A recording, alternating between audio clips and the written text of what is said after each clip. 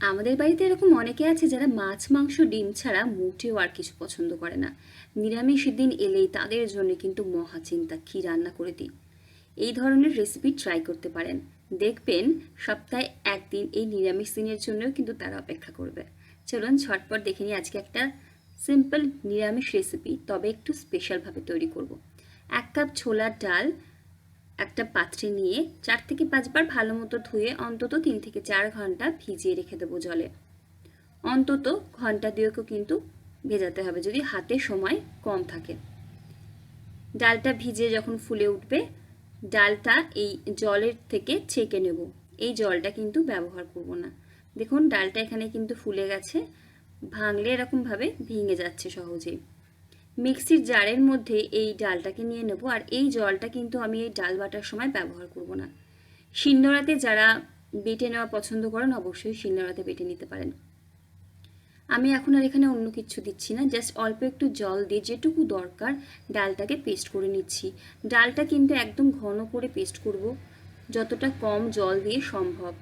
এই পেস্ট করে নেওয়া ডালের মধ্যে দিয়ে দেবো 1/2 চা চামচ মতো নুন, একটা ছোট আদার টুকরো গ্রেট করে নিচ্ছি। কাঁচা লঙ্কাটা চাইলে কুচি করে দিতে পারেন, অনেকেই কাঁচা লঙ্কা হাতে ধরলে জ্বালা করে, সেক্ষেত্রে আমি গ্রেট করে ব্যবহার করছি। একটা কাঁচা লঙ্কা দিচ্ছি, ঝাল যদি বেশি পছন্দ করেন আরও একটা দিতে পারেন।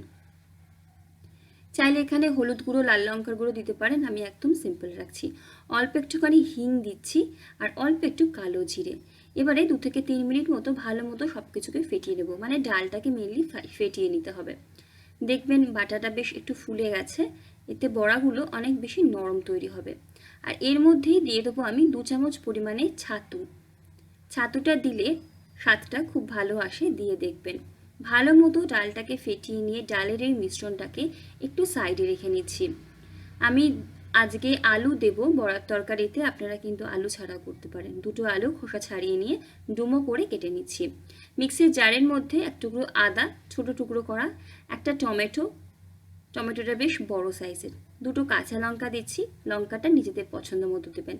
1 চা চামচ গোটা জিরে, একটা শুকনো লঙ্কা, অল্প একটু জল, 8 থেকে 9টা কিশমিশ আর 1 চা চামচ সাদা তিল ভালো মতো একটা স্মুথ পেস্ট করে রাখবো। কিশমিশটা চাইলে স্কিপ করতে পারেন, তবে বললাম একটু স্পেশাল করে তৈরি করছি তাই দেবেন, স্বাদটা খুব ভালো হয়। কড়াইতে বেশ কিছুটা সাদা তেল গরম করে নিয়েছি।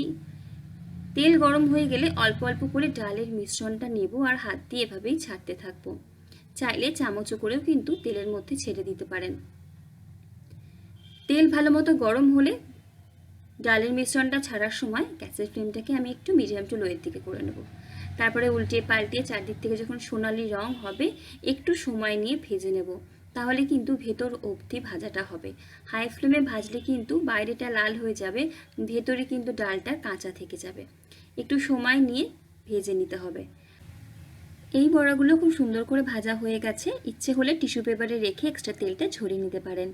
তো বাকি বড়াগুলো একই রকমভাবে কিন্তু ভেজে নেব। আর যে পরিমাণে কড়াইতে তেল থাকবে, যদি মনে হয় বেশি আছে তাহলে একটু তুলে নিতে হবে। ওই তেলে দিয়ে দিচ্ছি ডুমো করে কেটে রাখা আলু। আপনারা রান্নাটা কিন্তু সর্ষের তেলেও করতে পারেন, সেটাও স্বাদ ভালো হয়। অল্প একটু নুন দিয়ে আলুটা হালকা কালার চেঞ্জ হওয়া অবধি ভেজে নেব, খুব বেশি লাল করে আলুটা ভাজার একদমই দরকার নেই। আলু ভাজা হয়ে গেলে তুলে নিচ্ছি অন্য একটা পাত্রে। আমি কড়াইতে আর একটু তেল নিয়ে নিয়েছি, আর তেলটা গরম করে নিয়ে অল্প একটু গোটা জিরে দিচ্ছি ফোড়নে, একটা শুকনো লঙ্কা দেব, আর দেব অল্প একটু হিং। নিরামিষ রান্না আর এই জাতীয় রান্নাতে হিংয়ের গন্ধটা খুব ভালো হয়, কারোর অপছন্দ থাকলে স্কিপ করতে পারেন। ফোড়ন থেকে যখন বেশ সুন্দর একটা গন্ধ আসবে বেটে রাখা মশলা দিয়ে দেবো। আর মিক্সির জারে অনেকটাই মশলা লেগে থাকে, সেটাও কিন্তু জল দিয়ে ধুয়ে এই কড়াইয়ের মধ্যেই দিয়ে দেবো। আর লো ফ্লেমে রেখেই কিন্তু মশলাটাকে কষাতে হবে। এই সময় হাই ফ্লেমে দিলে যেহেতু কিশমিশ আছে তিল আছে, কড়াইয়ের তলার দিকটা ধরে যাওয়ার খুব সম্ভাবনা থাকে। মশলা কষাতে কষাতে দিয়ে দেবো এখানে 1/2 চা চামচ পরিমাণে হলুদের গুঁড়ো আর 1 চা চামচের কাছাকাছি কাশ্মীরি লাল লঙ্কার গুঁড়ো। আর কোনো গুঁড়ো মশলা কিন্তু আমি এখানে আর ব্যবহার করছি না, মশলা বেটেই দেবো যা দেবো। মশলা ভালো মতো কষিয়ে নিতে হবে যতক্ষণ না মশলার থেকে ভালো মতো তেল ছেড়ে দেয়। তারপর এখানে দিয়ে দেবো আমি ভেজে নেওয়া আলু।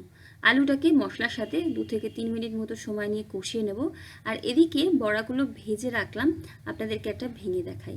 বাইরেটা খুব ক্রিস্পি হয় আর ভেতর থেকে সফট হয়। এমনি এমনিও কিন্তু এই বড়াগুলো খেতে খুব ভালো লাগে ধনেপাতার চাটনির সাথে। একদিন এভাবে একবার বড়া বানিয়েও খেতে পারেন বিকেলের দিকে, যদি কখনো ছোলার ডালের বড়া না বানিয়ে থাকেন। দেখুন আলুর সাথে মশলা ভালো মতো কষিয়ে নিয়েছি। এবারে গ্রেভি যতটা করবেন সেই আন্দাজে একবারে নুনটা দিয়ে দেবো। আর ডাল বাটার সময় যে জলটা ছিল, মিক্সির জার ধোয়া জল, সেটা এই সময় দিয়ে দেবো। দিয়ে সব কিছুকে ভালোভাবে মিশিয়ে ঢাকা দিয়ে লো ফ্লেমে রান্না করবো যতক্ষণ না আলু সেদ্ধ হচ্ছে। মাঝে মাঝে কড়াইয়ের ঢাকনাটা খুলে নেড়ে ছেড়ে দেবো। তো এবারে কড়াইয়ের ঢাকনাটা খুললাম, আলুগুলো কিন্তু এখানে সেদ্ধ হয়ে গেছে। ব্যাস, আলুও সেদ্ধ হয়ে গেছে, আর যে ডালের জলটা দিয়েছিলাম সেটারও কিন্তু গন্ধ কাঁচা চলে গেছে। এবারে পরিমাণ মতো গরম জলের ব্যবহার করব, যতটা পরিমাণ গ্রেভি আপনারা করবেন। আমি রুটির সাথে সার্ভ করব। দিয়ে দেবো অল্প একটুখানি চিনি, নিরামিষ রান্না চিনিটা দিলে টেস্টটা ব্যালেন্স হয়। গ্রেভিটা ফুটতে শুরু করলে বড়াগুলো এখানে দিয়ে দিচ্ছি সমস্ত, আর ভালো মতো বড়া গ্রেভির সাথে ভালো মতো মিশিয়ে নিয়ে ঢাকা দিয়ে 3 থেকে 4 মিনিট ফুটিয়ে নেব। জলটা পরিমাণ মতো দিতে হবে, কারণ বড়া কিন্তু প্রচুর জল টেনে নেবে। ভালো মতো সব কিছুকে ফুটিয়ে নিয়েছি, বড়ার মধ্যে ভালো মতো সব মশলার ফ্লেভার চলে গেছে। নামানোর আগে অল্প একটু গরম মশলার গুঁড়ো দিচ্ছি, ইচ্ছা হলে 1 চা চামচ ঘিও দিতে পারেন, খুব ভালো লাগে খেতে। আমি আর আজকে দিলাম না। গরম মশলার গুঁড়োটা গ্রেভির সাথে ভালো মতো মিশিয়ে নিয়ে গ্যাসের ফ্লেম বন্ধ করে দেব, ঢাকা দিয়ে 5 মিনিট এভাবেই রেখে দেব। তারপর গরম গরম সার্ভ করব রুটি অথবা পরোটা অথবা ভাতের সাথে। সবচেয়ে বেশি ভালো লাগে ভাতের সাথে, তবে রুটি পরোটার সাথেও কিন্তু খুব ভালো লাগে। একদিন করে জানাবেন কেমন লাগলো যদি না করেন। ভিডিও ভালো লাগলে লাইক, কমেন্ট, শেয়ার, সাবস্ক্রাইব করে পাশে থাকবেন। সকলে ভালো থাকুন, সুস্থ থাকুন।